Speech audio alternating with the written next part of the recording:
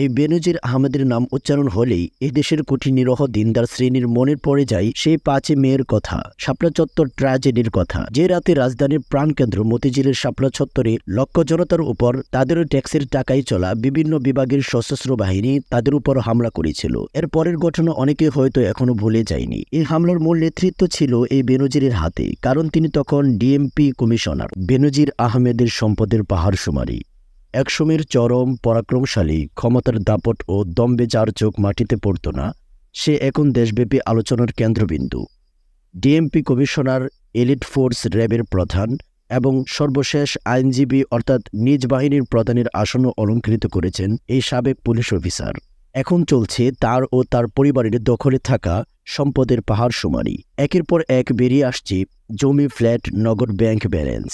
দেশ বিদেশে থাকা এসব সম্পদের হিসাব করে কুল কিনারা পাচ্ছেন না সংশ্লিষ্টরা। কয়েকদিন আগে তথ্য এসেছিল 345 বিঘা জমির।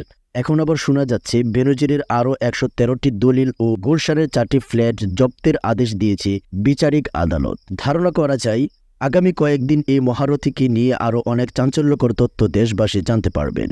শেষ পর্যন্ত বিচার হোক বা না হোক, এই সাবেক ক্ষমতাবানের মহা কারনামাগুলো আরও কিছু ফিরিস্তিও হয়তো গণমানুষের সামনে আসবে। কিন্তু আইন শৃঙ্খলা বাহিনীর সর্বোচ্চ পদগুলোতে থাকাকালে তিনি ও তার অনুসারীরা কত নিরপরাধ মানুষের উপর অত্যাচার করেছে, জুলুমের স্ট্রিম রোলার চালিয়েছে কত অসহায় লোকের উপর। সেসব তথ্য কি কোনো দিন বেরিয়ে আসবে?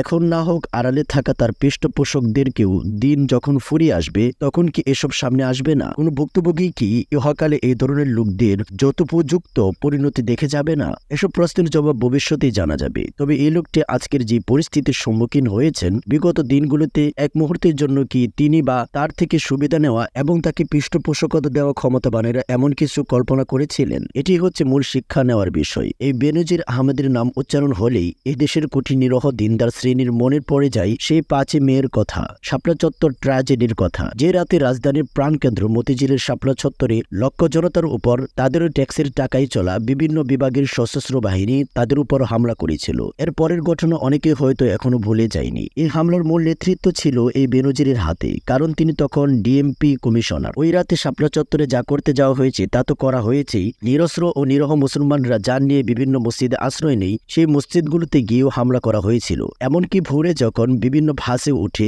আতঙ্কগ্রস্ত মানুষজন নিজেদের গন্তব্যে যাচ্ছিলেন, তখনও এই বেনজির বাহিনীর সদস্যরা রাস্তায় রাস্তায় বাস থামিয়ে তাদেরকে বেরদর লাঠিপেটা করেছে। বেনজির আজিজের আজকের অবস্থা দেখে অনেকেরই মনে সেসব স্মৃতি ভেসে উঠছে। সত্যি বলতে, দুনিয়া প্রতিদান ও শাস্তির চূড়ান্ত জায়গা নয়, এর আসল জায়গা তো আখিরাতে। সেখানে কোনো বাদী বিবাদী সাক্ষী ও তদন্তের কোনো প্রয়োজন হবে না, বরং অপরাধীর অঙ্গ প্রত্যঙ্গই তার সকল অকর্মের স্বীকৃতি দিয়ে যাবে। আল্লাহ রাব্বুল আলামিন বলেন, ইয়াউমা তাশহাদু আলাইহিম আলসিনাতুহুম ওয়া আইদিহিম ওয়া আরজুলুহুম বিমা কানু ইয়ামালুন ইয়াউমা ইযি ইউওয়াফিহিমুল্লাহু দীনাহুমুল হাক্কা ওয়া ইয়ালামুনা আন্নাল্লাহা হুয়াল হাক্কুল মুবিন। যেদিন তাদের কৃতকর্ম সম্পর্কে তাদের বিরুদ্ধে তাদের জিহ্বা, তাদের হাত ও তাদের পা সাক্ষ্য দেবে, সেদিন আল্লাহ তাদেরকে তাদের উপযুক্ত প্রতিদান পুরোপুরি দান করবেন এবং তারা জানতে পারবে আল্লাহই সত্য, তিনি যাবতীয় বিষয় সুস্পষ্টকারী। সূরা নূর। আল্লাহ তাআলা আমাদেরকে এসব ঘটনা থেকে শিক্ষা নেওয়ার তৌফিক দান করুন। আমিন।